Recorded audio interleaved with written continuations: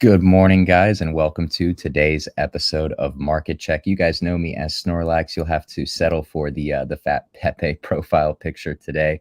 I am traveling and therefore no camera, but of course I'm joined by Max and Dr. Will's Outlook, and I believe that we'll get Tucker on here in about 20 or 30 minutes. So we will have a full panel later on in the show, but welcome, guys. Thank you so much for being here. A reminder to like and subscribe if this is your first time, or if you're a regular, we appreciate it, and we know you guys know that the computer algo does too.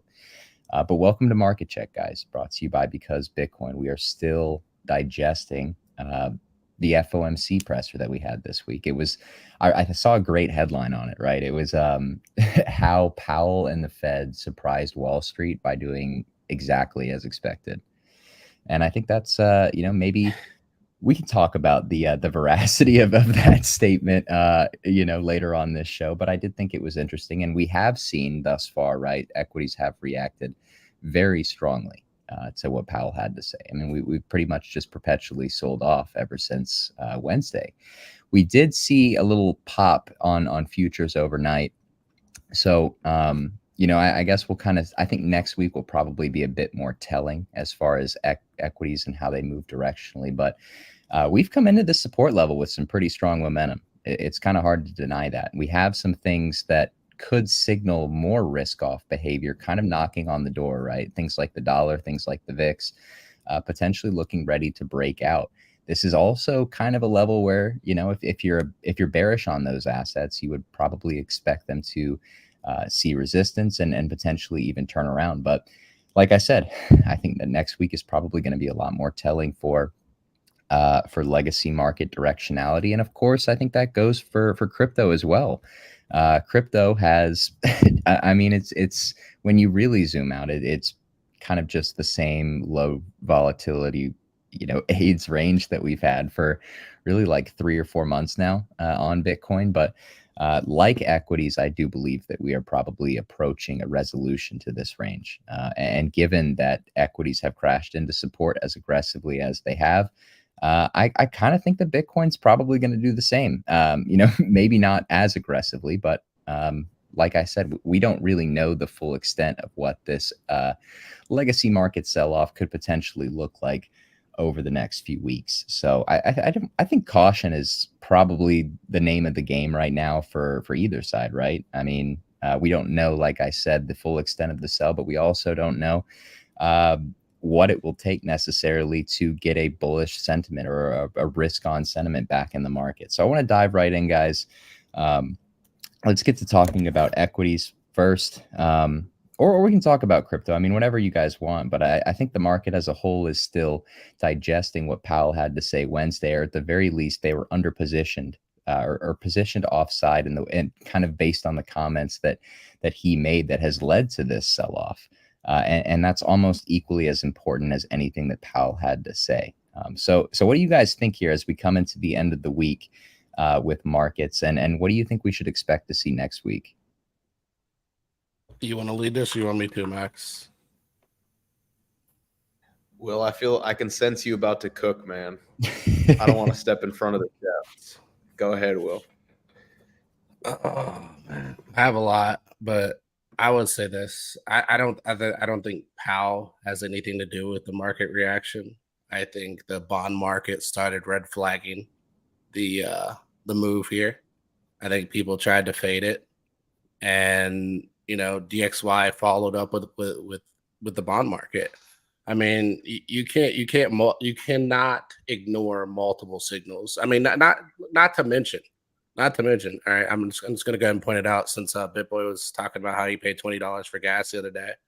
Well, I went to the gas station last night, and I paid $80 for a full gas tank. Right, my normal gas tank is about $40.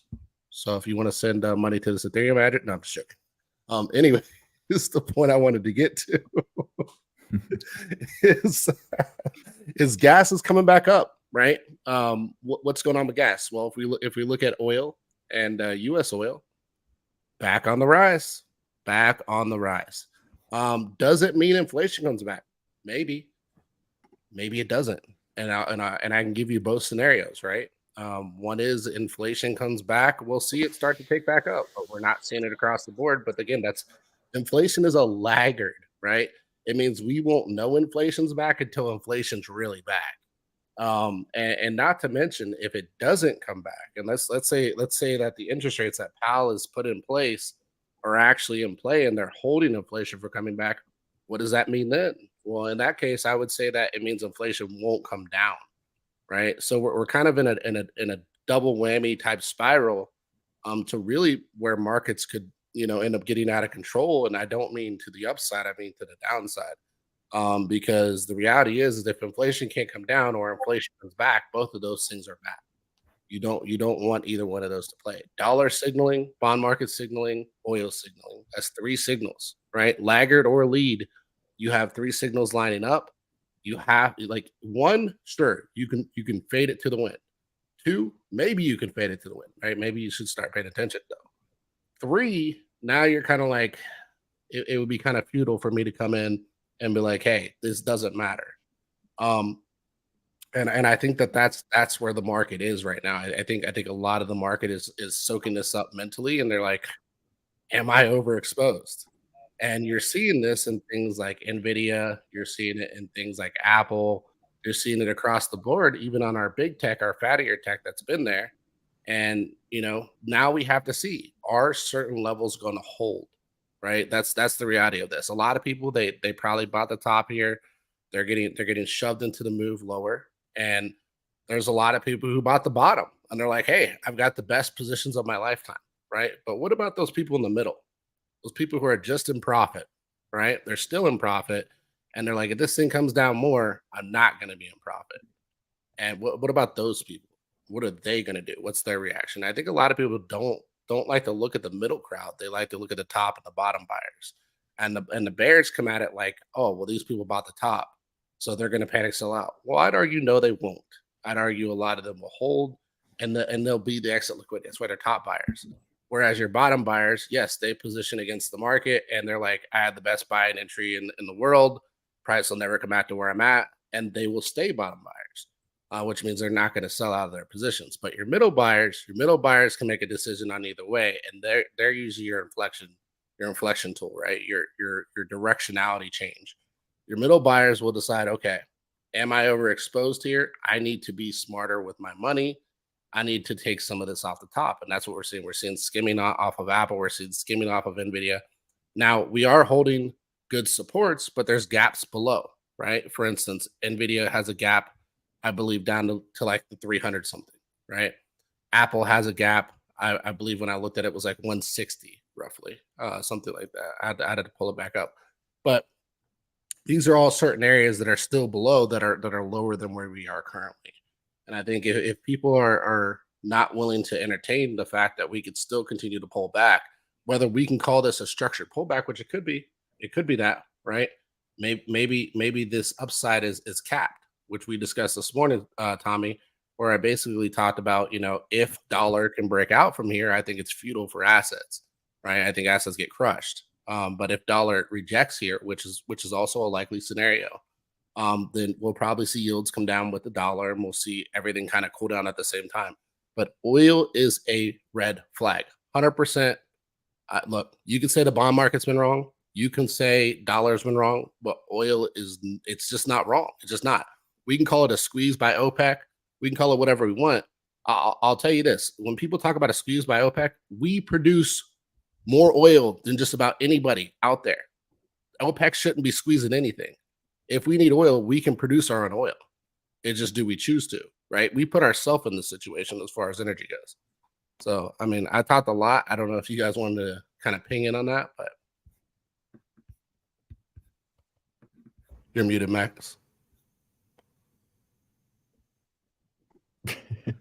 Well, sorry, I was on mute. Sorry. Well, that was about an 8-minute monologue, and you cooked, but I don't know what to address first, man, because there was a lot in there. All right, let's start with this. I mean, yes, oil's been on a little bit of a run recently. It's been recovering, right? So the market's basically anticipating inflation coming back. But I don't think inflation necessarily has to come back and rear its ugly head right now. This could be 6, 8, 9, 12 months from now, right?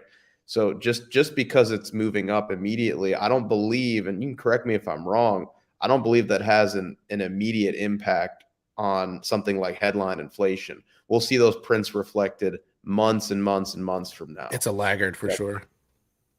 Yeah. So, I mean, I think maybe the market is once again getting a little bit out in front of itself, potentially.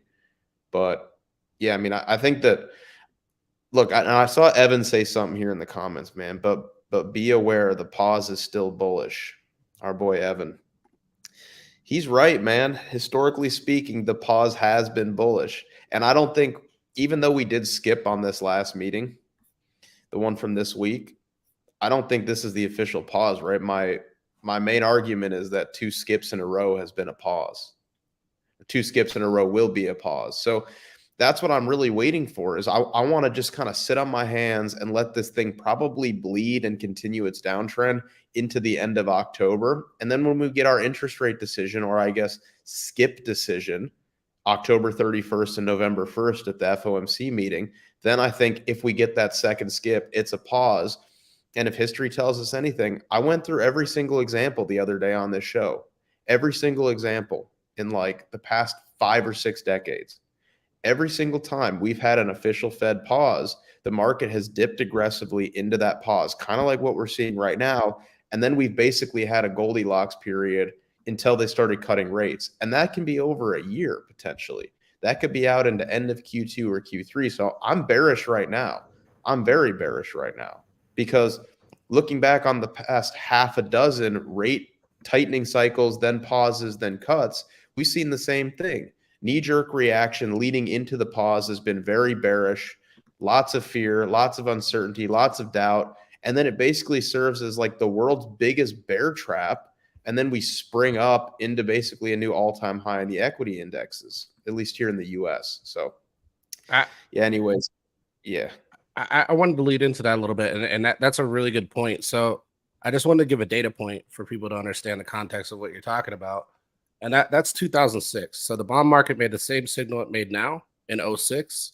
And then it followed that up into 07. And then the crash ended in 08, right? So a lot of people, they like to get ahead of their skis in these areas. And they don't expect the market to continue through. And so they, even though you have support below, they expect that support to break. The reality is my expectations would be here that we probably will go lower.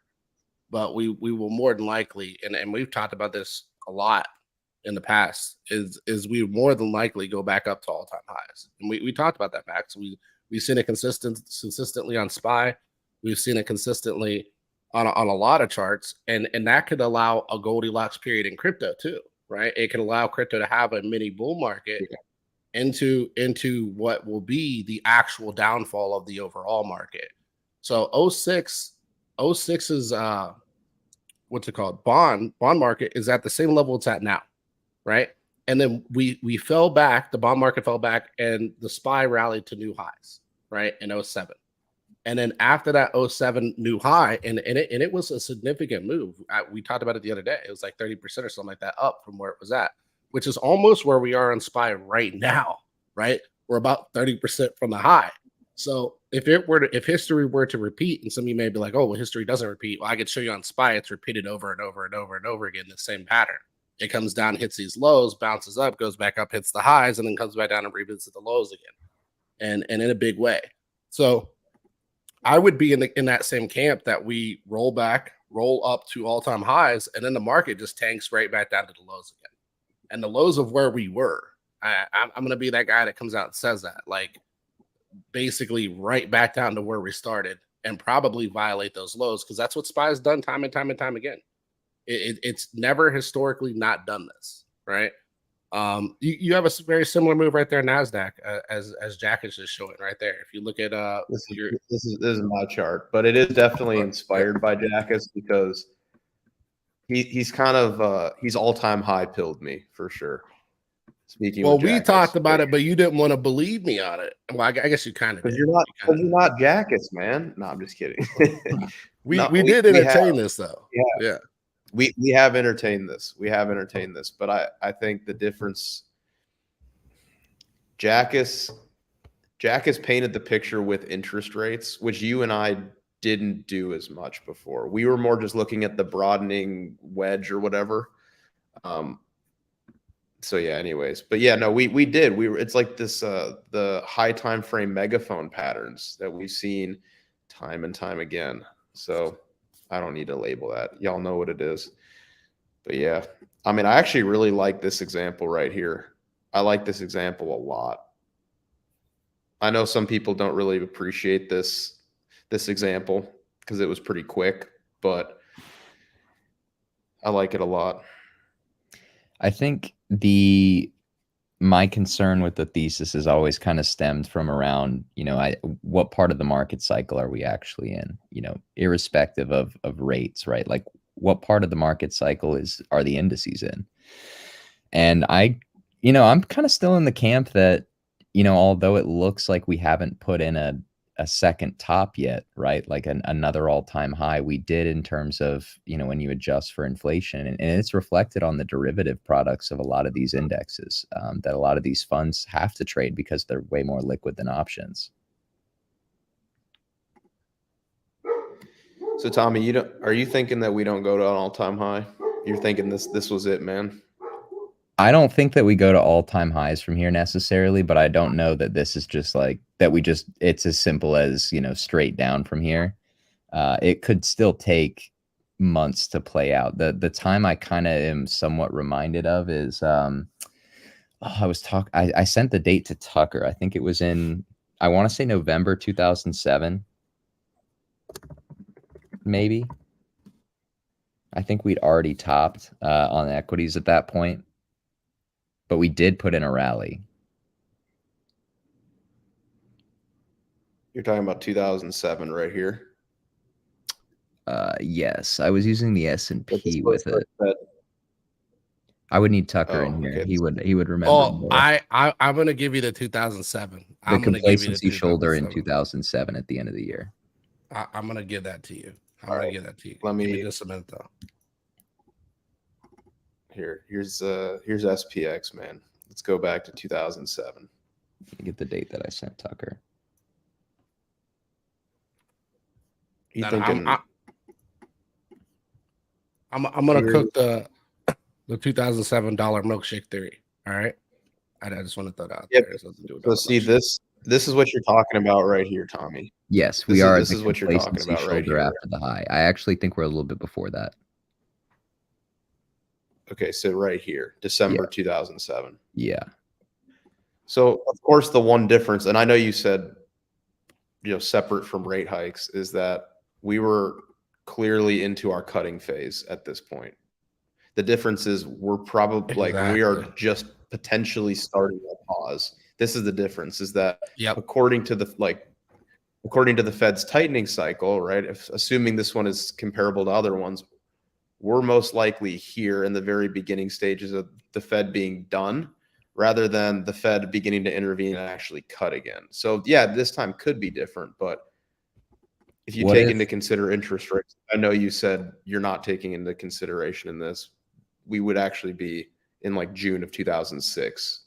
What if within 3 weeks there's an event within the market that causes them to start cutting rates out of necessity? Then we'd probably get QE, and I'd probably shove. Oh, I was muted. Yeah, no, that's what I was gonna say, Tommy. Like if you look here in 07, nobody knew this thing was collapsing until you're like near the bottom, right? Because they never rates never really kind of started freaking the market out till probably about May, right? And then at May, that's where the market. And how can you tell the market got freaked in May?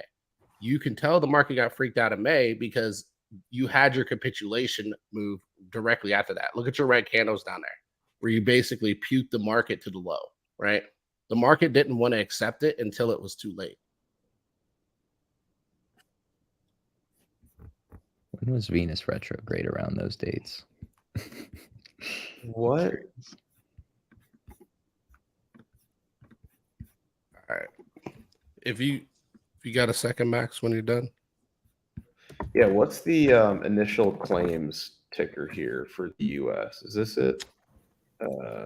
Initial claims. Here it is. USI. There we go. Yeah, that would actually be a good comparison. Yeah, because I want to see what was. Oops. Where claims landed on that. Yeah. Let's see. I want to see at this time. Yeah. Okay. So see here again is this is the contextual difference that I think is important. So this is initial claims See right the here. uptick? You can see that when this shoulder that Tommy's talking about occurred right here, this is where Tommy's saying like maybe we are right here, and I'll put this in red. We were already into the cut. We were already into the Fed cuts, and we were beginning to see this. We were Max, beginning to see, yeah. Yeah, that's what I was gonna say. If you were to draw a trend line underneath there, you don't even have to draw the parabola. Just draw the trend line from the low and angle it into it. You could start to see that pickup over there at your blue line. At your blue line. Yeah. I mean, you could. Oops. Sorry, my line is not showing up. There you started an uptrend on that first top on the blue line. Yeah, all the way back there. See how the uptrend started moving up? And that's how you could tell. And look, you could tell on claims before the market even dumped. Yeah, and see that's the difference here. So here was our pause. You started to see initial claims slowly grinding up. Fed starts to cut. Complacency shoulder happens. And again, we hadn't gone crazy, right? But initial claims was over 350K. If we go to where we are currently, claims is still in a full-on downtrend. I mean, this is not even close, man. This is just, it's so different, and this is why I think that we probably get the Fed pause rally, just because, dude, initial claims are moving down, and the Fed hasn't even paused. Max, that's what I was bringing up when we were talking in the spaces. I was like, dude, claims are down; they're not up. The claim, so claims is a really big red flag for the audience, just so you guys know, because claims means that people do not anticipate on finding a job. That's what, when you claim, you were not anticipate. The reason people are not claiming is because they can lose their job today and go and find one tomorrow. If they weren't able to do that, we would have higher claims. And a lot of people just don't understand how claims works in the job, job losses. I mean, man, we're going to have to see initial claims probably at least over 320, 315, 320 before things start to get a little shaky. So it's like the context of these moves, it's just like people still have their jobs. The labor market's still strong. The timing of this pullback is literally perfect. It would make sense for us to bleed, through the remainder of September, probably into the October and November FOMC, and then Santa Claus rally, and the Fed's deep into their pause at that point. But I want to get Jackus involved. I see Jackus has his screen on in the back here. I'm going to pop over to him now. Jackus, first of all, I want to say what's up. Thanks for coming on. Second, I want to ask you what 1337 is. I always see it under your name, and I always forget to ask what 1337 is. You guys, lovely to be here as always. Yes, Snorlax just nailed it.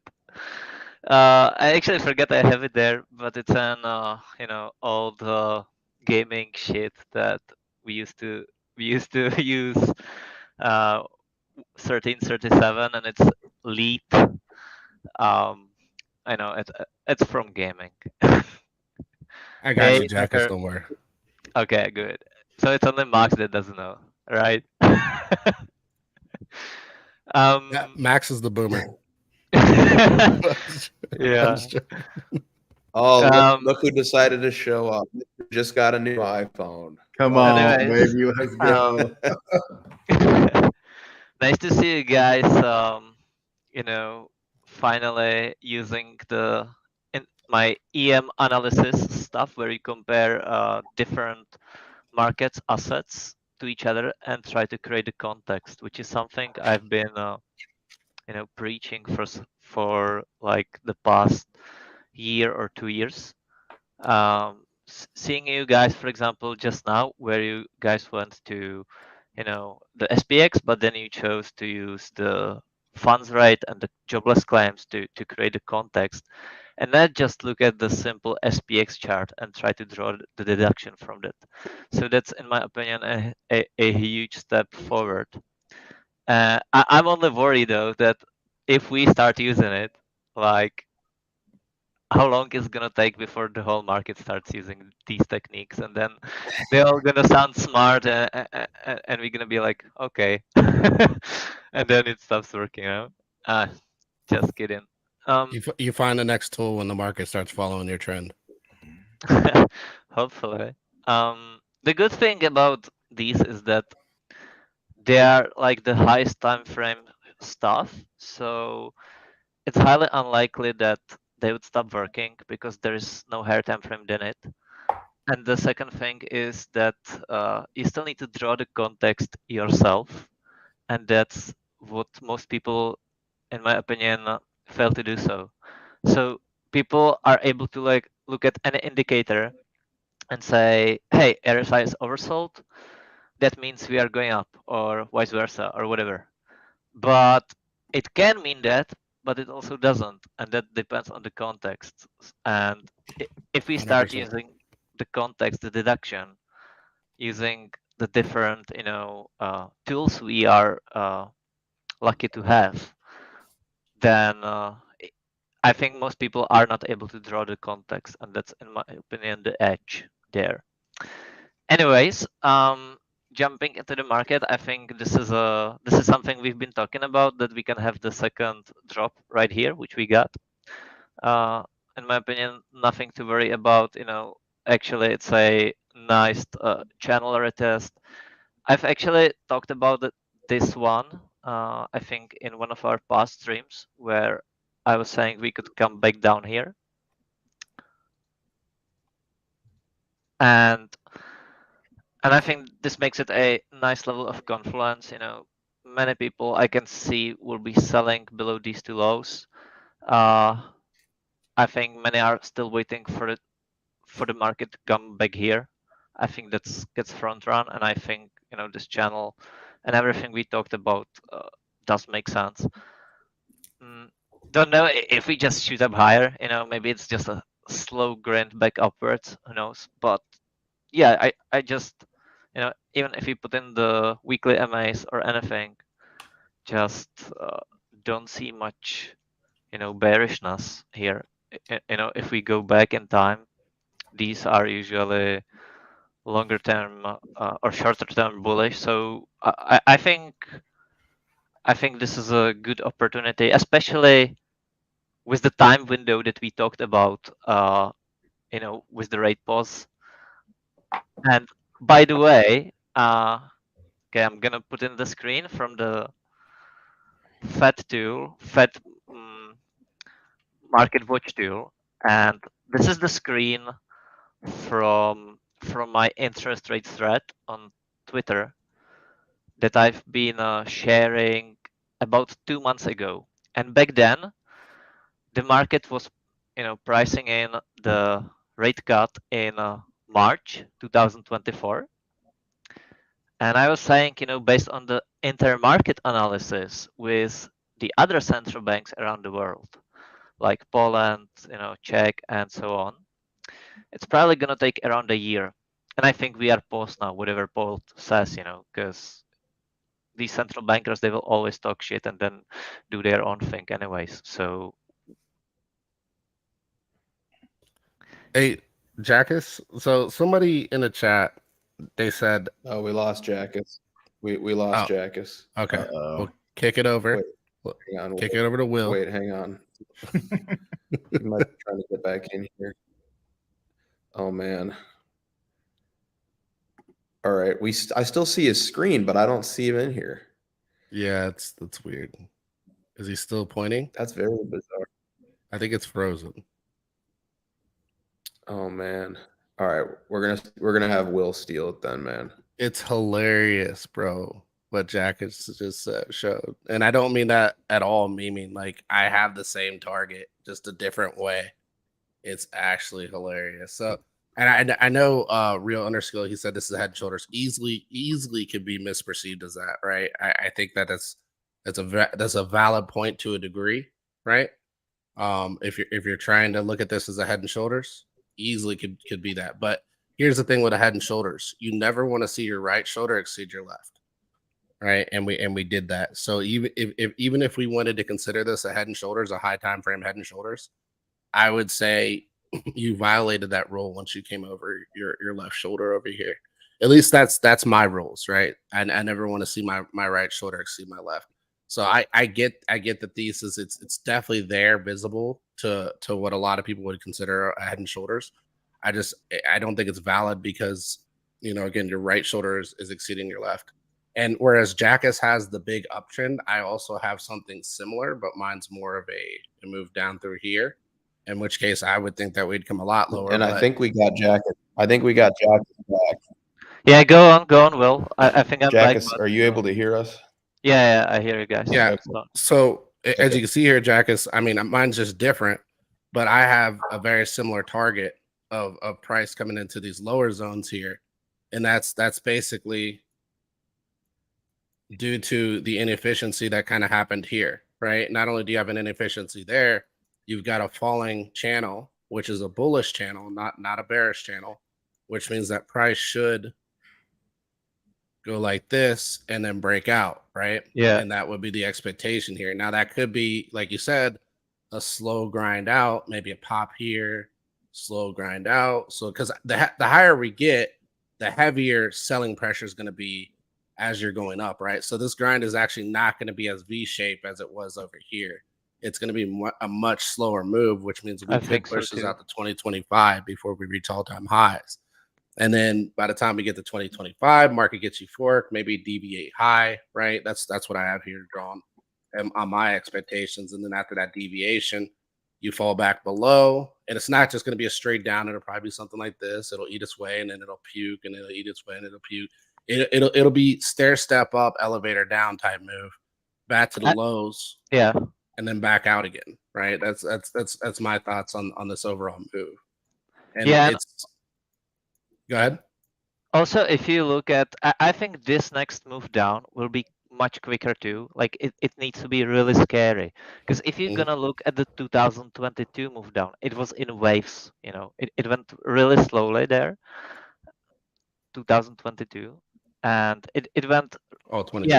Yeah. Actually, if you're gonna look, if you're gonna look at 2000 and 2008, it's very much similar. Just well, looking at it. That's what I was gonna say. That's exactly what I was.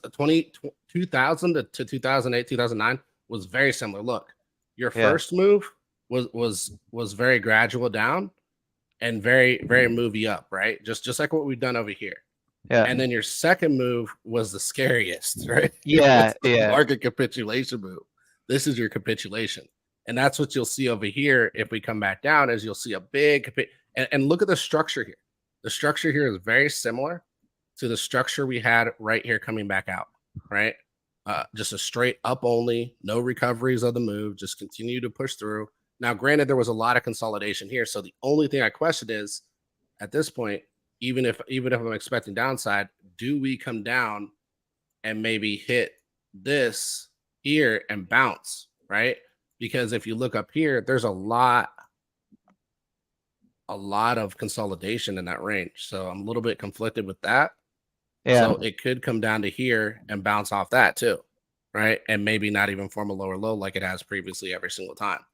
So there's a couple different areas you can look at that. I just don't think that the equities are gonna start trending upward. I think they're gonna stay in this range for the next many years. But well, you mean like this, yeah, and I could definitely see that. Like you're talking about something like this. Yeah, even prolonged period. Like I could see a third shoulder or something. Yeah, that and my expectations were if that were going to happen, it would play more into what Snorlax is saying. It would be a rollover here, and then we come back up. Yeah, but come down. I just don't see the reason for a rollover right now. Yeah, I don't either personally, and that's why my expectations are something similar to this, just not as extended as this was, right? I actually like what makes way more sense to me is that we don't just tap the new all-time high, but we actually stay there for a while, because it really needs to create the sentiment of the soft landing. Yep. You know. Yep. I think that's what they're going to do, because then you create complacency, and complacency will create buyers, and buyers will be exit liquidity. Yeah. We see it at the end of the day. Like it needs to convince us that it's not going down anymore. You know what I mean? Like we need to be questioning ourselves if the drop, you know, is really gonna happen or no, and that's the time to sell, in my opinion. Here's what could happen, right? And that could happen right there, and that would basically be a consolidation range here, a higher consolidation range here. This would create massive complacency if you stay above the range, right, for an extended period of time, and then all of a sudden you come back into it, right? And then your scenario plays out, right? Because you consolidate for probably a whole year. Then you start to break into the range. Everybody expects to bounce here, and the market continues to just go, right? Yeah. And then up, and then you're at 2029, 2030, and now you're breaking out the range. Yeah, I don't think that break of the range happens. But yeah, it could consolidate lower. Could consolidate here. Or it depends how long like we get there. But I don't think there is going to be much equities market upside till 2020, 30. Yeah, sorry, that could all of those scenarios could definitely be a possibility. But Jack, is tell him what you see going crazy during that time. It's not equities. Yeah, it's commodities. I just want to quickly follow up on what I was talking about earlier. Just like So is my screen on I've right got now? your chart back up. Okay. Yep, okay. I've got you back up. Yep. So this was the market estimate in July when we first met on a space. Not first met, but we first discussed the rate pause on the spaces, and that was actually Joe, I believe, saying like how the Fed is wrong.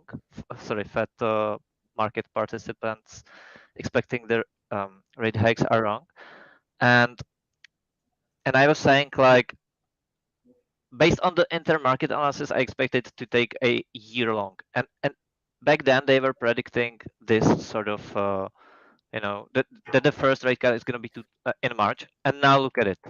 Now it's repriced, and they are expecting it in July. And I mean, I don't expect another rate hike, but even if it comes, it like matters not.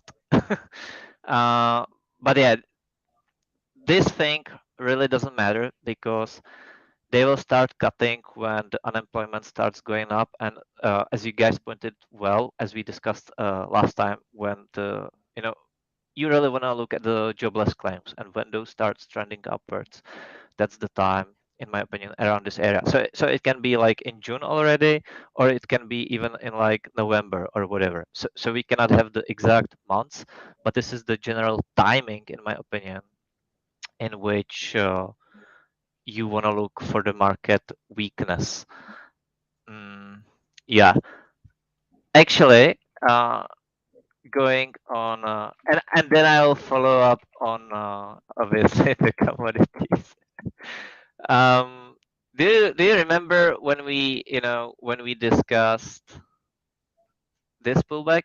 So here I was saying that this channel should get respected. It's above these equal highs and this supply zone. So, and look at it, just like crazy. I don't think, by the way, you think the Nasdaq could go that level? No, I don't think so. I think if we're gonna look at the Nasdaq.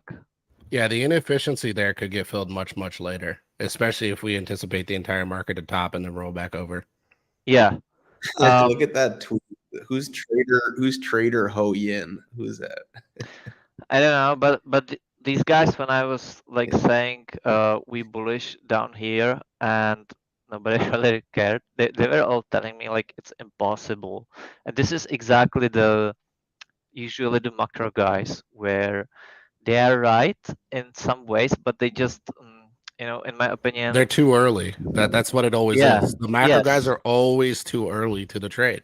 Yeah. They're never right on timing. Like I hate to say that because like I know macro pretty well too, but like I see it consistently across the board. They cannot outpace traders.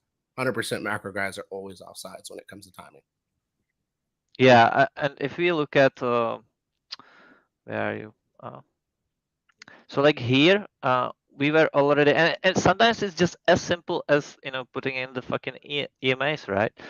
And here we were already flipping bullish, and this is like the max bearish sentiment where nobody believes this rally, it's gonna fail, and then boom. And this is where everyone started to get really bullish, and now we got the correction. People just getting bearish again, and I think, like, I don't think I can't see the reasons much for the market to be dropping here. And I think right now this was the first impulse, okay? And there is usually another one to come. It's like if we gonna invert the BTC chart, and in my opinion, this 3-wave drive is just your first move. It's literally one leg of the entire move, and now we're pulling back into the first leg. I think this was the first impulse. Then we got the correction, and then we got another impulse, right? Mm-hmm. So I think, like, I'm not at all comparing BTC and Nasdaq or SPX here.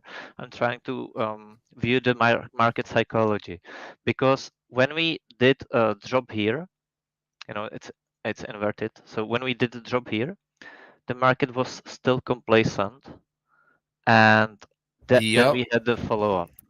You know what's funny in that area, Jackus? If you drew a rising channel, that's what you have there. Yeah, true. You have a rising channel getting ready to fall over, and nobody. I was telling people consistently, I was like, this thing's it's gonna dump. I'm like, you guys are done. I was like, I don't even know why you're trying to bid this. I'm like, it's toast. And then you had all the 30K will hold macro guys, right? Yeah. And then I was like, it's gonna go right through it. I'm like, it's gonna cut through it like butter, and that's exactly what it did. It just shot through 30. When we did break down here back then, that's what convinced me that the structure was broken, because we essentially had, this is what you want to see, right? But what they did is that the market, sort of went higher, took some stops, then ranging, did a fake breakout, and it, like, the people around, and the way it takes so much time, it does tend to convince you that maybe you get it wrong, but you didn't. The structure was broken here, and you expect here. I expected that we should be dropping below 30K, and I think what I'm trying to say here, I need some clean chart. Maybe it's here.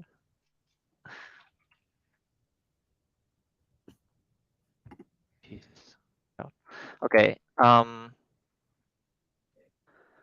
if you look at the channel that you created there on Nasdaq, for instance, you were to draw a rising channel on the entire move here, like you have, that's the bull one right there. I think you have room to call it a rising channel, the entire move that's come from the low, and that's how you're going to come back down. That's literally how you're going to come back down. And you could drag that all the way to the highs, and they can just keep on building the structure up there. Yes. So like, in my opinion, this is a good channel, and this is a strong bounce, actually, starting to get in. Exactly. It would not surprise me, because if you look here, there is the demand. We tagged it here, and now we are retesting this one. So decent chance of this one holding, but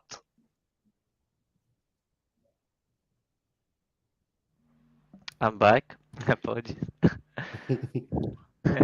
Yeah, but going back to BTC, I think this was the first move. This entire thingy, people were sidelined. This is where they get bullish. Here they get stopped. It was complacency afterwards, and it continues higher. So yeah. So I think the sentiment still needs to be created, and it's not here. I think it's above here. Well, you had everybody at the high there. You had everybody talking about how okay, it's going to go to all-time high. Yes. You had capitulation at that point, and Exactly. it was like, oh, it's bull side capitulation. We're looking for a reversal now. It sucks, Yes. but that's just what it is. And then you just draw this motherfucker in, and you say, hey, top of the channel, liquidity swept and sentiment bullish. So, but that doesn't mean, like just because we hit it, that doesn't mean, straight to zero. It just means slow down. And I think we go, and maybe if we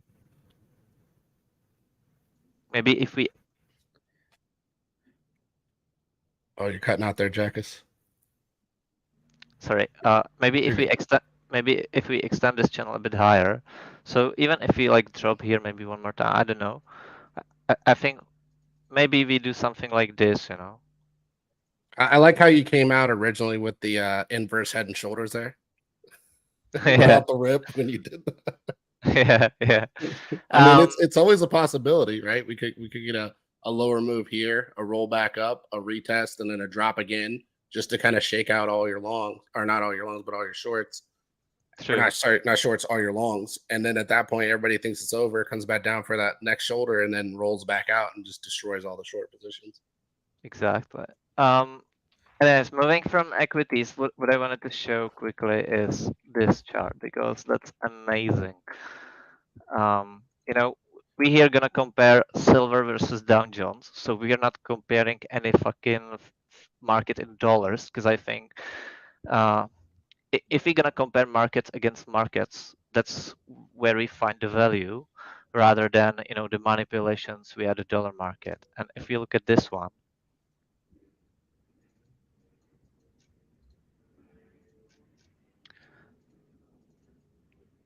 I think it's absolutely amazing to see how fucking oversold the whole commodity market is.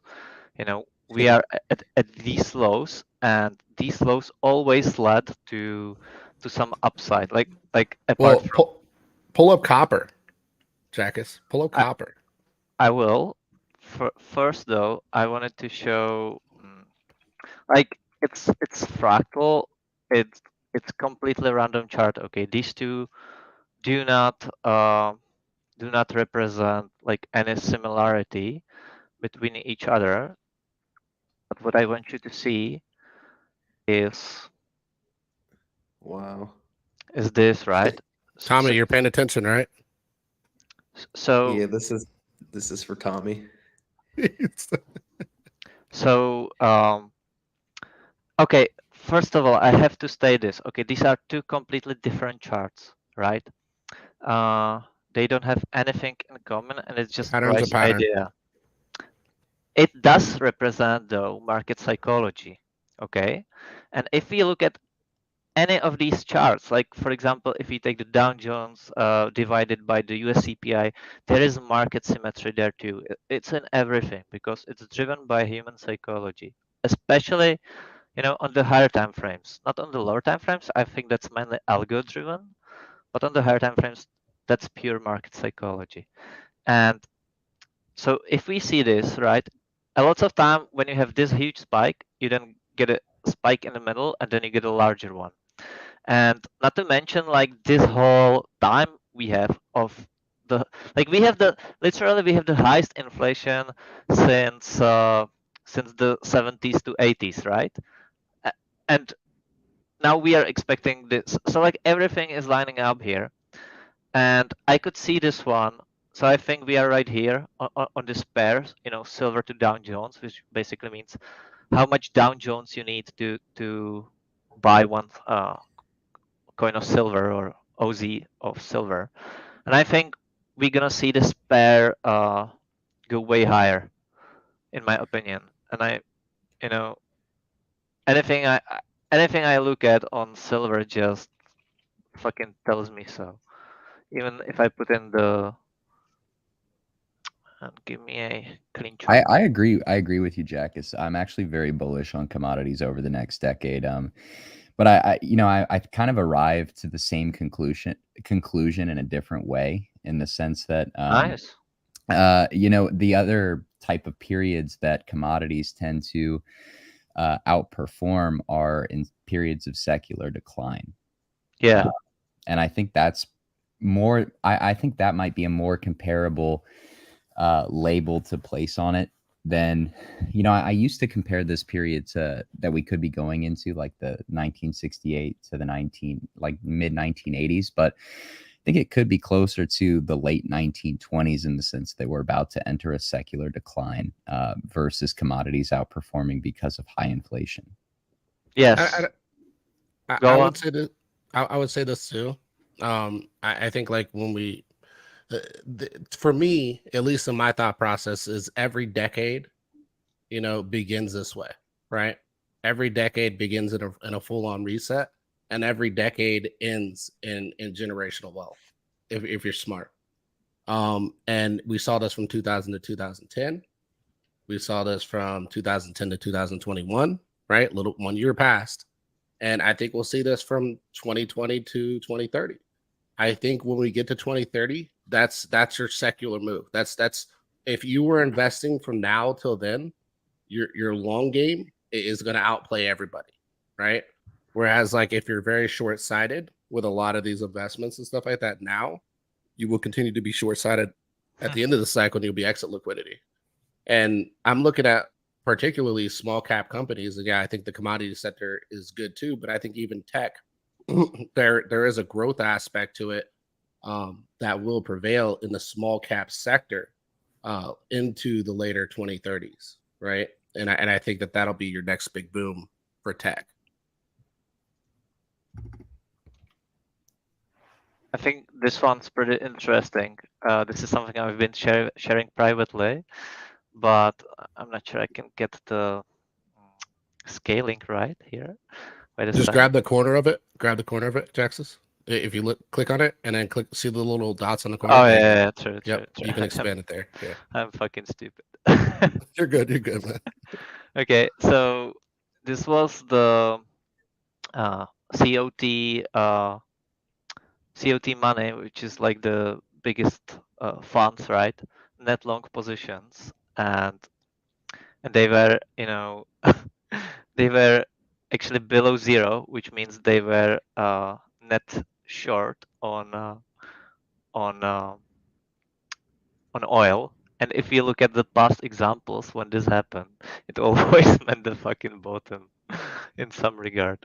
So this was a interesting area of confluence for the oil, and it's funny because it's just lined up precisely here too. But how long do you expect this uptrend to last, though? Because if you look at those, it seems like those uptrends lasted a while. Yeah. Let me actually check. I want some clean chart. I think this is logarithmic. Oh yeah. Nice retest, isn't it? I think. Okay, let's get these two out. So I think this was a really strong area. And if we zoom in a little bit on the weekly, I think right now, I don't know, it's funny. Right now, everyone is jumping on the oil bandwagon and saying like, oh my God, oil high, oil high, oil high. And then, in my opinion, this is right where we are breaching strong resistance. Yep. And I think we actually pull back and we go to like, this support. So in my opinion, we see something like, spend some time maybe here, we drop. Go down. Yep. Maybe we even sweep this low and then we continue higher and we make like this macro higher low. And this can take a while. And this is the bigger upside though. But you know what's funny there? If you pull up dollar, it's got the same exact pattern, sitting at the same resistance. Yeah, that's true. I know what you mean. You mean this one right there? Yep. Yeah. Same exact resistance as oil. They're basically running in tandem right now. Right now, yes. But I think, yeah, it's interesting. I'll put more thought into it. Definitely good one, Will. I want to hear more from Tucker, because he said that he came to the same sorry, Snorlax. He said he came to the same conclusions, just from different views. Are you with us, mate? Oh, he might be getting coffee Maybe. What was that? at Starbucks. No, I'm here. I'm here. I didn't. I got to run though, guys. But thanks. You will. Appreciate it. See ya, Will. No, Jack, as I was doing, I've been doing a lot of research lately into specifically like volatility within markets. I think Artemis Capital Management has some really great research papers on it. But I mean, I was reading about essentially like if you were to give your kids like 100 years from now an asset and entrust your wealth that it would, you know, sustain for 100 years, how would you structure that portfolio? Because we talk about societies, typically they go through these 80 to 100-year cycles, and then we see secular decline. And then in those periods of secular decline, you can see commodities outperform, and that, you know, that's a very key part of a portfolio if that's the type of period that we're going into, especially if and especially given the backdrop that the last 40 years are, historically speaking, some of the most peaceful and low volatility periods in human history. Yes. That's pretty interesting. It's not the one I wanted, but totally, man. If like, I thought, what's the best strategy for an just completely average person? And I think the best strategy out there that anyone can do is just take your wealth and split it. Okay, go 25% bonds, 25% stocks, 25% real estate if you can, and 25% commodities or BTC or whatever. And you can even put it like 20, 20, 20, 20, and leave the last portion in cash. And then what you do is that each year you're gonna balance it back to the origin. So this way you actually ensure the profits. You know, you take profits and you keep adding to the cheap discount. So for example, let's say that, you know, this year stocks did really well. So they went up and they make 30% of your portfolio. But for example, bonds, you know, went down and they make 20% of your portfolio. So what you do is that you're gonna take a profit in stocks, and you're gonna buy more bonds. And then when this ratio reverses, you're gonna take profit on bonds and move it to stocks. And then, in my opinion, this way, like the absolute normie investor can never go wrong and will always make money over the long run. Because first, he's diversified. Second, there is always one of these markets that goes up. Third, he takes profits, which is important. And then fourth, he buys cheap. And this is, by the way, what you talked about. This is the Dow Jones versus the gold ratio, which means how much gold, OZ you need for one Dow Jones. And this shows you that we basically keep moving in these sort of cycles, right? Since we have the Federal Reserve, since we have the fiat money central bank system. And this just tells you that there is always these cycles, and usually the commodity cycles are very quick. You know, we can see it here, and then the equity cycles are longer. So it's like 2, maybe 3-to-1 ratio. And what you want to do is, be in mostly be in equities, but there are these times where it's good to be in commodities, and I think the time is now. And we're gonna see further upside on this pairing too. I like to see that gold. I mean, I don't like to see that the time period it relates to, but that gold went up so much around 1930, around the time of the Great Depression, Yeah, the decline period. yeah. That's exactly when stocks went down, and well, gold actually, was sort of kept back then, I think, but it really starts to show in 70s when they let gold being market traded and it did the repricing.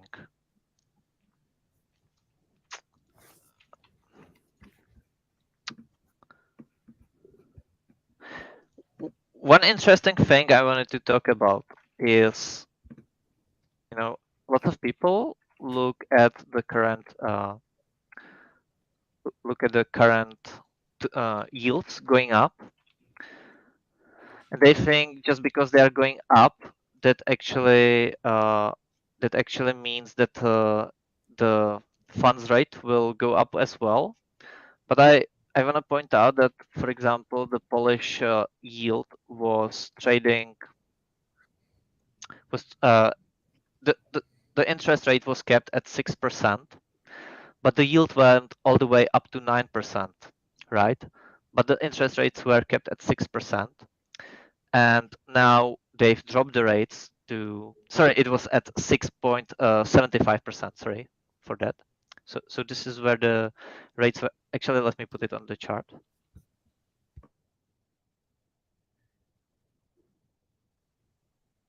Yep. And this is actually like 6. Let's get the scaling same. Okay, now it's pretty much the same. So we see that they kept the interest rate at 6.75%, but the yield went all the way to 9%, and then it started to drop and reprice, right? And now basically the 2-year yield is trading at 5, while the interest rates are at 6%. And I think like this same thing can happen in with the US yield, where it goes really higher. Maybe it can go like even to like 6%, maybe, I don't know, and then it's gonna quickly reprice to like 4%. So even what could happen possibly is this. Keep that in mind. And Jackus, why does that happen? I think it happens because the investors are worried about the credibility of the country making the payment, so they demand a higher yield for that risk. If they're gonna lend money to that country, they want better, what's it called, like an insurance. They just want higher yield for the risk. Bigger appreciation. So I think that's exactly the reason why that happens. And I think that was the case with Poland too.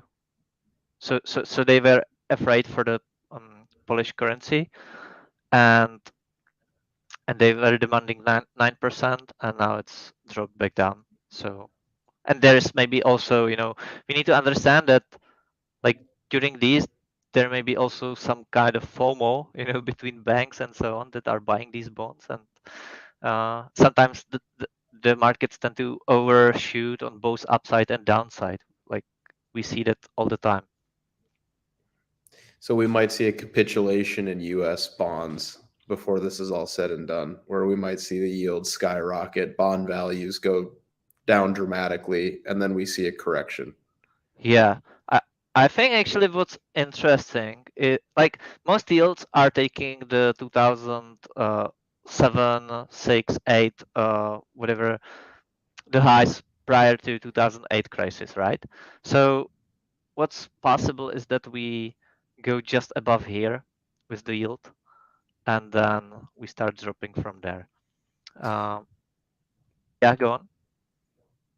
Yeah, I was actually just going to say, if you just overlay the U.S. interest rates or effective federal funds rate over the even the 10-year or the 2-year, whatever, there's some interesting, yeah, I mean, it's interesting to see. So, I mean, you have to imagine that the best time to accumulate bonds is right at the very tail end of the Fed tightening cycle, right before the pause, or I guess during the pause, because we should start to see yields dropping during a sustained pause, and they'll basically begin to front run an inevitable pivot.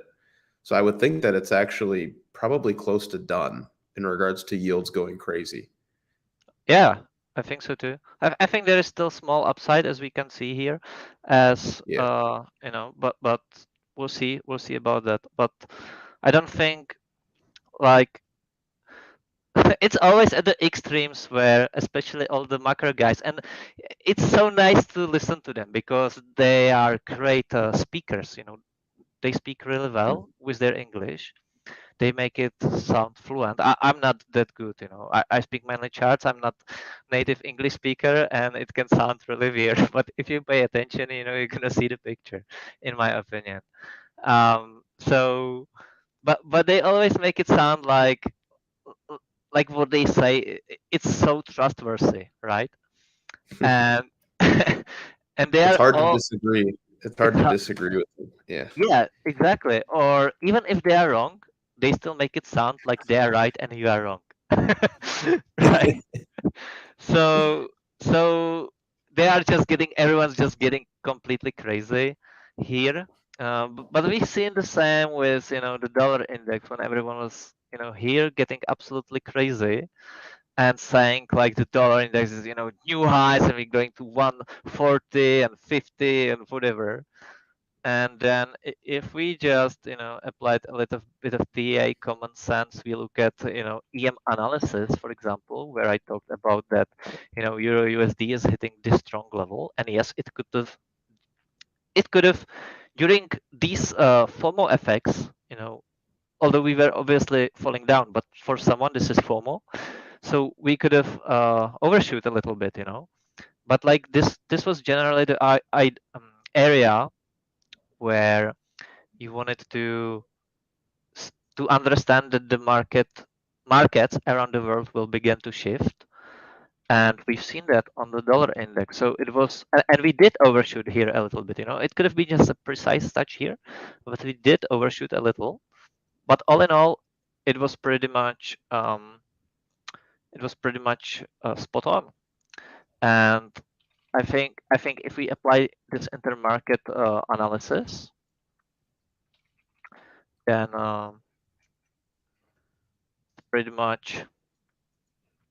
it's pretty much clear that it should fit together.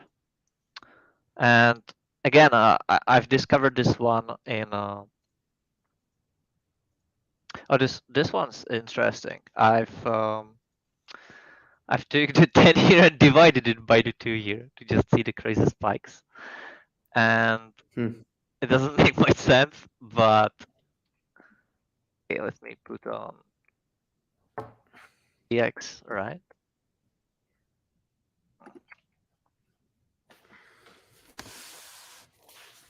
And let's get in to monthly. Nice. I'm not sure if I can make it clean. So, Jackus, I do want to ask you a question Go. about this chart, just from face value. Is how do you think that or how much weight do you put into the fact that this hiking cycle has occurred much more parabolically than it did in 2008? Because the inflation was running really high and they were late, so they had to catch up much faster, and they just spiked way more quickly. Plus, I think there is many metrics that come into play, like the world is now getting more global and synchronized in everything.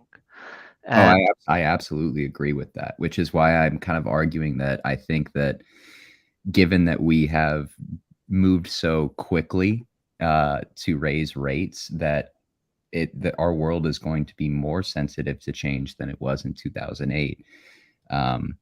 So why I don't Like, why would it take longer necessarily? I don't know how to ask this question. I guess. Like, how would it impact the markets and liquidity? Because I imagine it would impact it much more quickly than it did in 2008. No, I mean, I understand your question, but the thing is that when you raise the rates, it takes long time before these effects starts to be seen in the economy. Like, it takes time for all these businesses to start pricing it in, to see all the effects, where are the problems and so on. And because we went up so quickly, it will take, I think, more time, or at least some time, before it happens. So it cannot, like, you cannot raise the rates and expect doomsday the next day, which is what everyone expected in 2008. Sorry, last year in 2022. So I think that it simply will take more time to manifest in the charts. I don't know if that answers the question. Yeah, I wasn't even sure what I was necessarily asking, so I think you did a good job. I am curious how, because we are way more interconnected, and I would say that our systems have kind of encouraged a low sensitivity to change. Like, what happens when we do see these hikes really start to progress through the system?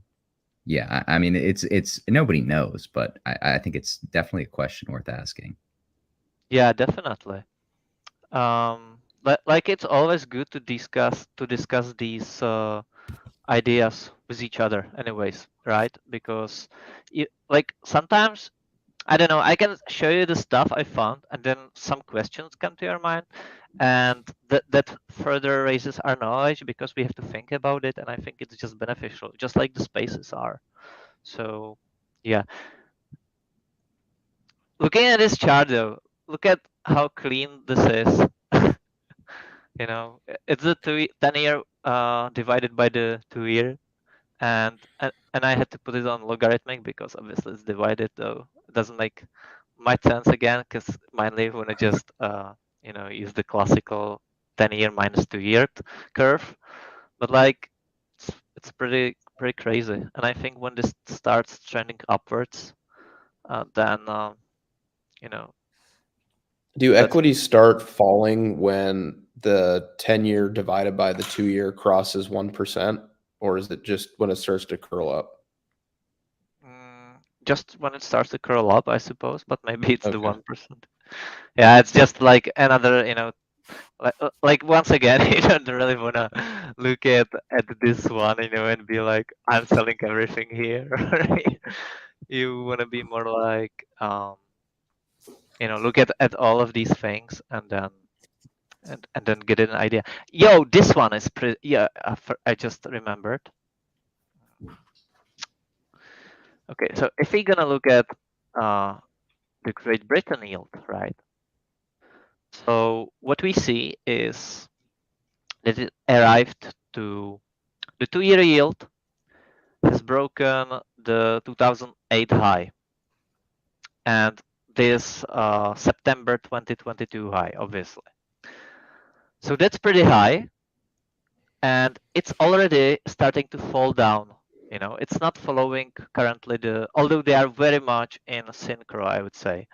So it's already falling down. Then if we're gonna look at the 10-year, we see that this one did also break above this high, above the September-October high. It did not, though, break above the June high. So that already is showing weakness. And it's also rejecting. And then if we're gonna look at the Great Britain 30-year, it hasn't even managed to break this high. It did break the 2008, though, on the 30-year, but in my opinion, that shows weakness, because if we compare each of these, then the very short term are way higher, but already rejecting compared to the US ones, and the 30-year is just struggling to go higher. And in my opinion, what we could see is need Will's outlook to give an RSI assessment on this chart. Yeah, the Europe also broken its 2008 high, and in my opinion, as I was saying, by the way, in that interest rate thread, I said that U.S., Great Britain, and Euro are the biggest laggards of all these economies, of all these ones. And I said that, but out of these three, US was the first to start to raise and will be first to stop. If you look at US, it already basically stopped in July, August, and September. And what has Great Britain do? It still keeps on rising, and it's August, and they still raised the rate. And I think, and Europe also, but I think they just did so, and I think they're gonna stop here. Maybe Great Britain has one more raise higher. Maybe, I don't know. Jackus, do you think that the U.S. is done? Because during Yes. FOMC this week, Powell said most of our voting members are in favor of a pause. Well, he didn't say that, right? But being done, and then there's a couple that are still thinking another 25 basis points later this year. Is it your base case that the U.S. is done? I think so. It's done. I don't really care much what they say. To me, the intermarket analysis is all. When I look at all of these, they just went higher, stopped, and there wasn't anything else. Like in Czech, for example, when we went this high, they also talked like how we're gonna go to 12%, but then they stopped and stayed there. So I think I think the US is gonna be the same. They just wanna act tough. They don't want to give anything to the market. I believe the words are just to put people on the wrong side or something. Like there is a saying, either the Fed knows what they're doing, or like either they have no idea what they are doing or saying, or they know but then they are criminals. so so yeah. I think I really think they just act tough. Like, yes, they can still raise it one more time, but I don't think it even changes anything. I don't think they will though, because they've already went above 2008, and there is really no need. Especially like what matters most is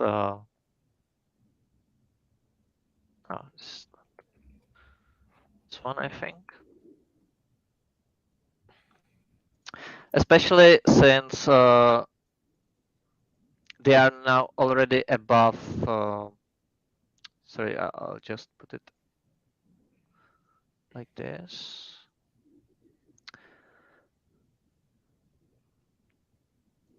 Yeah, that's almost the same. Almost.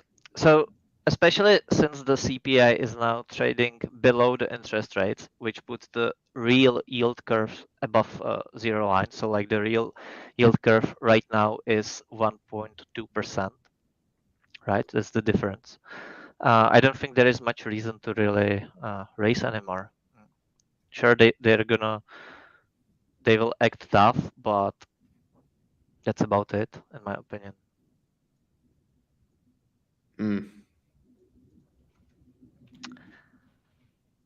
This one, though, is worth discussing. Let's take. By the way, this is still what I believe happens, right? So this is crazy. still my base case. You're crazy. You're crazy. I want 21K, then we can talk about it. Yeah, I mean, this drop is still not out of question. Like it can happen. So I cannot, especially as BNB is still below 220. I still think like I cannot say this is out of the picture. So this is still very much possible. But that said, if you look at the Euro chart, this also is kind of scary. So yeah, I don't think these charts should be underestimated, because too many people just look at the dollar values and they they think like that's the market, but I like to see the value, and I look at different markets, like even BTC versus silver, BTC versus oil, gold, blah blah blah, and I think like, for example, if you're gonna put in the BTC versus, I actually have it here.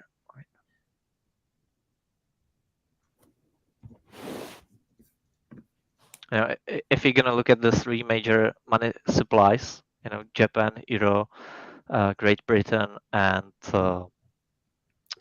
US, then like you get this one pretty clean, and I think this level is very important. But I cannot, once again, I cannot say that we don't drop one more time here, but I don't. A little deviation below the line. Yeah, possible, but I think people should be ready if we don't.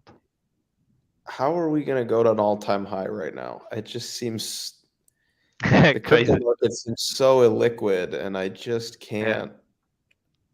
Yeah. I mean, you could be right, man. I mean, you've been right about a lot, but that just seems like such a long way to go right now. Yeah, it does. It always does, and then it's just like that's what I've observed, that it always feels so far away. Like, how are if we are back here, how are we ever gonna recover from this one? It's like it's dead forever, and then in just 1 month you get something crazy. So we got this one right, and so it can really quickly reprice. And I still think this is my, like, when I'm trying to put things together based off all these charts and timings and so on, I still think that if we say we have time until like Q3, Q4, that leaves, and let's say, apologies, let's say that we break to new all-time highs on equities, that just creates the the sentiment for the risk on. And in my opinion, the BTC could really run well in that time. I think it's going to be accompanied by commodities run too. And then we have time till then. Then the recession hits, and then we come back. We have, because I'm not foolish. If there is a massive drop in equities, there is going to be drop in everything else. Like, if there are serious problems in the Western economies, US, Great Britain, or Europe in general, it's gonna impact all the markets. There is not gonna be a market that's not gonna get impacted by that, in my opinion. But what's gonna differ is their overall structure and what those markets are and how affected they are. So, like, I think they are gonna get downside, but while, for example, one can get a new low, the other, let's say like this, the other can get a higher low, right? So this is important to keep in mind. Actually, if we, I think if we're gonna put in gold in the 70s, and we're gonna look at this one, this drop, I think that was also the big drop in the Dow Jones, or like the equities.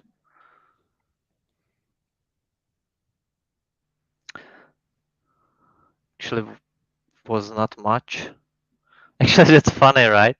So, like, here, Dow Jones was going up and gold was going down, and then, yeah, that's interesting. But let's look at this one. Yeah, so this is 2008. That's interesting, right? So you get 2008, and we see that gold was, running high, and it took the all-time high, right? And this is where I can expect in real time back then that people would say like, we've broken above past all-time high, and we've broken back below past all-time high. Let me put on the monthly. And we are in this huge recession. Who's gonna be buying gold? Like, nobody cares about gold right now. All people care about is like how do we pay rent and so on. Like, I can imagine right in this time is when people were saying these things. And while you got really strong drop in equities, you got relatively small, and although it was still 30% right in gold, which is like huge for gold, you got this drop. You retested prior support, basically, the one that broken past all-time high, and then it went higher. So I can imagine something like this could happen for BTC, where let's say that the Dow or like the equities, they make new all-time highs, and then they drop a lot. And what happens for BTC is that it goes up now, it catches up, and then there is the drop, it drops, but it by the time it has already reclaimed this higher time frame structure, this higher time frame range, it comes back and retests the bottom of the range and keeps the technicals intact, like it always does. Like, for example, here, it was COVID, blah blah blah, but in reality, we just went and retested the base, right? So in hindsight, when we look back, it somehow always makes sense from the technical perspective, and I can definitely see this scenario where. So Jack, it's one thing that we've been talking about, and I see somebody in the comments here said, gold is a risk-off asset, Bitcoin high beta risk on asset following M2. Highly disagree with this thesis. Since Jackus initially presented this to me, and my knee-jerk reaction was like, there's just no way. Bitcoin trades like a 5 times leveraged S&P 500 ETF. There's just no way it's going to trade like gold. But I've been doing a lot of research on this, and the correlation to silver for Bitcoin and Ethereum, it's definitely there. It's definitely there. But my big concern for Bitcoin, and I mean, I don't disagree with the comment necessarily, is just trying to determine when Bitcoin trades like a commodity versus trading like beta to equities. And I actually have come to the conclusion that I think that Bitcoin is a bit of a unicorn, in that when we get a period of low interest rates and QE, Bitcoin trades like beta to equities. And then potentially during times of uncertainty and risk off, it will actually trade more like gold. And I do have some charts that paint that picture, but Jackus actually might have it here. So I'll go after Jackus, but yeah, Jackus, I see you're pulling some stuff up. Yeah, it can, like, that's where we are early, Max, because most people cannot see what I'm talking about, and they won't see it until, as always, it's too late. But if we look at the charts, it's just fucking obvious that BTC doesn't track anything, or like, there are similarities, of course, because they are dollar denominated, and they depend on lots of stuff. But if we look, and if you're gonna look at the fundamentals, then BTC is so much like a commodity, nothing like a tech stock. And if you're gonna look at how they trade, so it's just look at these, right? This is silver in the past days, and this is now even on lower time frame. It used to be just on the higher time frame. But look at that. You get this sideways. Look at the silver. You get this sideways, then you get this drop, then you get this upside. And then look at what Nasdaq did during that time. It actually, if you're gonna look at, I might gonna use the calendar chart because it's without the weekends. So we get it lining up together. So we get this these two highs, or like these two, and then Nasdaq keeps bleeding lower. If Bitcoin trades as Nasdaq, why it's not following it, why it's following, or like why silver and BTC, why do they follow each other? It's because even from the fundamental perspective, BTC is a digital commodity, just like all the others. Like it's a commodity, it's just digital, right? And it's nothing like a tech stock. And I think this will become obvious. Like in the future, everyone will say so, but right now nobody says so, and that creates an opportunity, in my opinion. And then if we're gonna zoom out,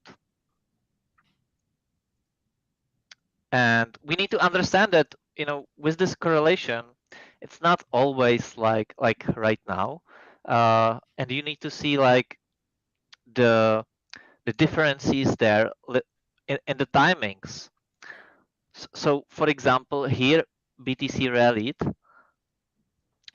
Let me more put it like this. Maybe it's gonna be better.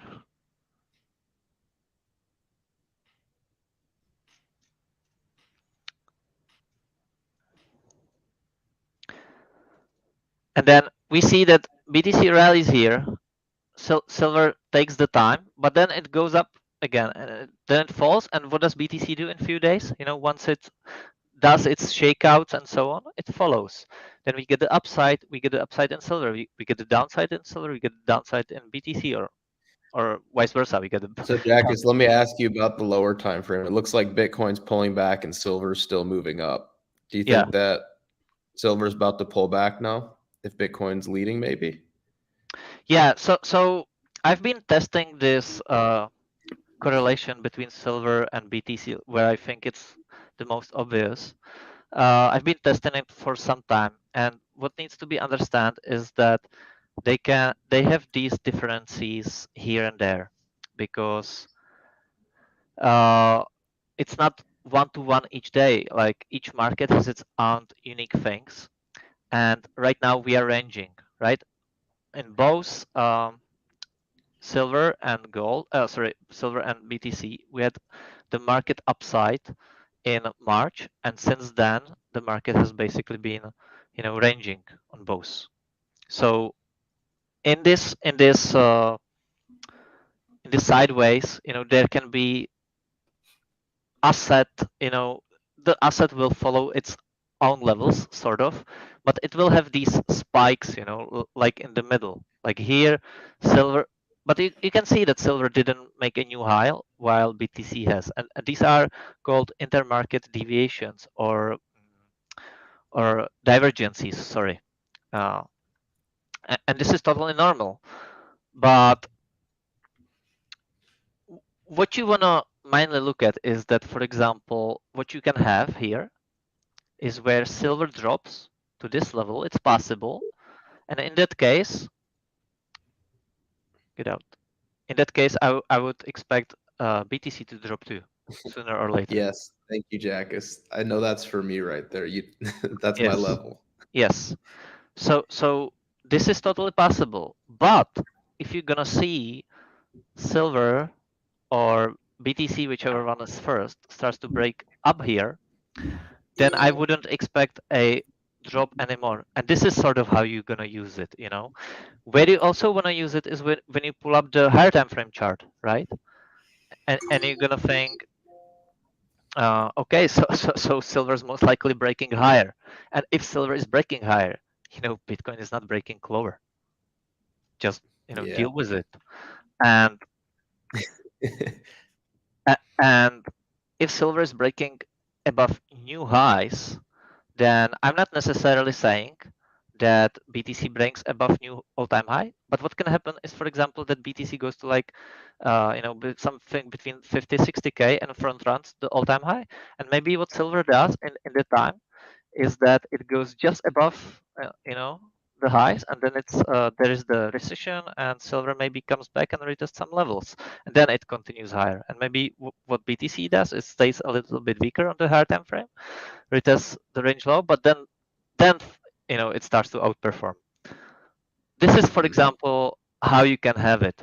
But you know, when I look at this chart, like I don't see anything bearish here. Like there is production cost, there is like so many things lining up commodities being the most undervalued since the 70s, and so on, that simply I just cannot see a scenario where silver doesn't sooner or later, look at this pressure it's building on this logarithmic trend here. Look at that pressure it's building up there. It totally. Because what would you have to say to this comment right here? You can finish what you're doing first, but this is a good point. I think it's probably worth addressing. All right. So I think that sooner, what we talked about, it can drop down here, but it also doesn't have to. And if it breaks higher, then be ready for it. But I don't think silver is going, I just cannot see it dropping to new lows. That weekly order block, Jackus, that's the one, man. The one right below us. Yep. That's it right there, folks. If we get that, that's the silver bear trap right into that order block. Yeah, right below the range. Yeah, that makes sense. Deviation below the range, bear trap, and then reverse. But I might just really want Bitcoin to drop, so who knows? I could be biased. Yes, and that's okay. I've been in that situation before where something makes so much sense that you think it must happen, like some level, I mean. So you are looking at some level and then you think it must happen, but sometimes it gets front run, right? So just keep that in mind. But if it does go there, that's where you wanna definitely bid, Yeah. Go for the comment. Trust me, I'll be shoving if that happens. If we get that level on silver and Bitcoin, net worth, man, that's it for me. Net worth, yes. It's time. Yeah. But Jackus, what do you have to say to this? I know we've talked about it, but I think it could be good since we just talked about how Bitcoin will trade more like a commodity in the near future. Yeah. What do you think about this? In 2023, NQ is 7% off of its all-time high, while Bitcoin is 61% off of its all-time high. Liquidity drives Bitcoin more than fundamentals. So, okay, what should I think of it? I'm not really sure. I definitely agree that liquidity drives the market, but where's the disagreement there, or so on? I'm not really following.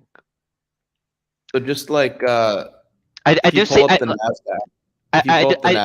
Yes, I do see. I do see that BTC is way lower from the all-time highs, but that's not something, in my opinion, to worry about, because, as I said, each market goes through different phases, and in crypto we've been through the regulation phase, we've been through the shakeout, like cleansing phase through the whole bear market, because the crypto market is still mainly it's a lot free market driven, and the bad actors doesn't get bailed out, they get punished for their bad behavior, and this keeps the market lower for longer. But once the regulation is lifted, then BTC will quickly reprice to where it should have been. And we do see that, okay, if I put in back the silver chart, we do see that with okay, yes, I have the same chart, sorry. I'm just gonna line up the timings. So each asset has its, as I always keep mentioning, each asset has its own things. So for example, we see that FTX dropped here. We get this big drop, then market goes sideways, and then when the market realizes that was it quickly reprices to where it should have been, right? And we basically went for this upside. right here when the upside started in commodities. Then we got this shakeout with FTX, but then the market repriced. And I think this is going to be the same on the higher time frame with BTC. When all the regulations are lifted, the liquidity will certainly come back in, and we're going to reprice higher. Tucker, I'd love for you to show Jackus the Bitcoin correlation with gold that we were doing yesterday. Oh yeah, that was we a were good able time. to. Yeah, it's cool. I think you'll like it, Jackus. It's nothing that you don't know already. But what's cool about it is it paints this picture that Bitcoin sometimes doesn't trade like gold, but it prefers to trade like gold. Yeah. So yeah, if Tucker, you have that, it's cool for sure. Go on. I do. So, hang on, I got it. Boom.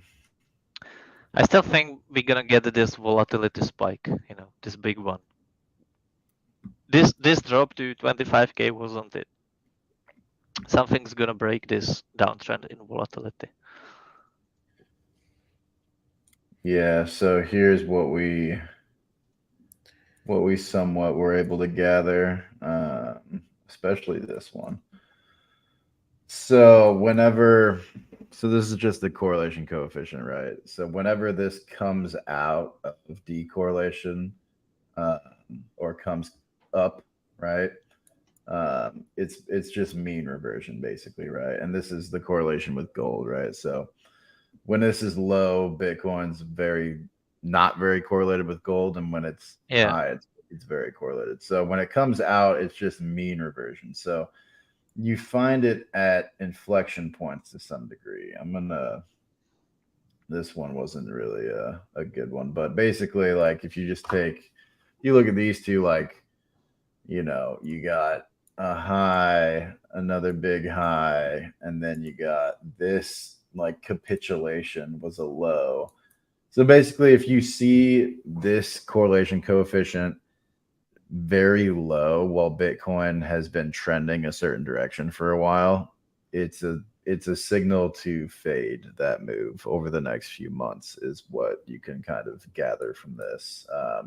And Max made the point that is a signal that Bitcoin wants to trade like a commodity, and it just gets extended. When this is decorrelated, it's just trading like risk, right? So when it gets extended to the downside, it wants to mean revert and trade like a digital commodity is what's happening, really. So yeah, we were playing around with that on the video yesterday. I think that's some interesting facts there. I do think that BTC as it goes is more understood, in time, and it also has its adoption cycles because it's still very, very new and people are still not really certain how they should view it. Like, you still look at people and some will tell you it's this, some will tell you it's that. And in the first, until 2017, in my opinion, it was in just the inception adoption phase. And I think as the time goes on and more people are familiar with this commodity idea, or it starts to make sense to them, I think the correlation is just going to get bigger. But it's not good. Once again, it's not going to be 1-to-1 each day. There is going to be, because gold is different and BTC is different. They are just similar. Just like gold and silver are not the same. They don't trade the same. If you're going to pull the charts upon each other, they are not the same. But they are basically the same commodities. So they tend to trend together. If there is upside in gold on like longer period of time, there is going to be longer period of correlation with silver, like in the trend going higher. But it's not going to be day to day. And I believe when BTC really trends higher, that's like when the FOMO takes in, and that's when you see sort of the correlation, you could say, on this chart. But they are still correlated on the higher time frames, in my opinion. Yeah, and I just noticed this. This is the last Yeah, pre-halving yeah. year, right? For the run up, kind of the first part of the pre-halving year, it trended towards right wanting to trade like gold, basically. Like Wow. this correlation came up while Bitcoin rose generally, right? And then in the second half of the year, it came down and Yeah. traded more like risk. So I don't know if we're seeing something similar, right? Trade like gold, trade like risk through the end of the year. So that's part of the, I'm going to add that to my bear case for now. Do you have this one with silver too? Would be interesting. That would be interesting. Let's do that. But I definitely love that you guys are playing with these ideas and trying to come up with different tools that we can use in the future. Yeah, so there's silver. Let's see if it see what we can gather. Yeah, that one tracked. I guess in the pre-halving year, this was really when it came out of here, right? When it came out of here, it was somewhat of an inflection point. Traded more like silver, and then like risk, and then so it started trading like risk, like right. This nuke is when it really fell off and traded like risk. To me, it seems that whenever there is sort of like a range, it trades like the the ratio is as more correlated, and whenever there are big moves, it's not like based on the ratio, it's not correlated. If that makes sense. Yeah.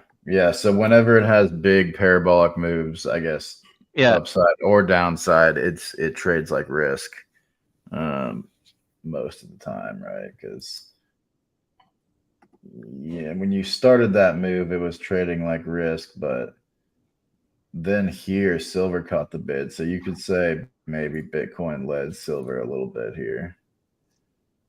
No, it was actually, if you're gonna pull up the charts, it was silver that led the entire COVID rally. Like silver was the first. That's why I love to look at it not exactly as like one-to-one correlation and then say it works or no, but I like to look at it like, during the COVID we got a drop, then silver was the one that was leading, and then all the others followed, like BTC, copper, and all went up. It just took them longer, but like the correlation is there if you simply look at the chart yourself, not as a sort of AI, but yourself, and you will be able to see it. How BTC will, like, if silver is the first to go, then BTC will follow. But if BTC is first to go, then silver will follow. And we've seen that on the daily with the July spike. If you're gonna zoom out on both on daily. July spike. Yeah, this one. Yeah, I think you need to maybe. Yeah, this one. So we see that BTC went up first, right? And then silver stayed down, and then it followed with the upside. And then silver went down, and then BTC followed later on. Yeah, they're going back and forth a little bit.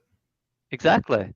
So, but if someone is gonna look at these and put them one to one, then it's not gonna be like that. And I think also the reason is that BTC is lots of leverage trades with full of degens, and then when it starts moving, it goes really quick. Maybe. Yeah. While for silver it takes few days, maybe. I don't know, but like, I don't know. I use it and it seems to work. So until it doesn't, but I think it makes sense. Yeah. Hang on, let me get rid of this. Yeah, no, it definitely may. I mean, silver just kind of, seems like it's got a cap on it a little bit there.